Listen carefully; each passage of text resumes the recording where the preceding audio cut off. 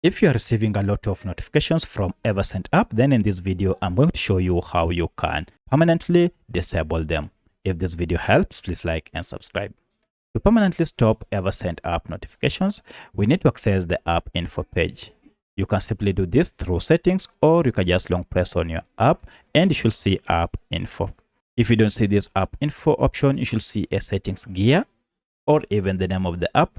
Tap on any of this to access Eversend app info page. At this point, look for permissions option, and then down you should see notifications. If you tap on notifications, you can see all these types of notifications, among them floating notification, lock screen, play sound, vibration, as well as permanent notifications. Just to mention, but a few are turned on.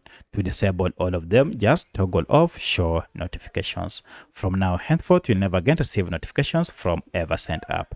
So that's how you can permanently disable Eversend app notifications on your smartphone.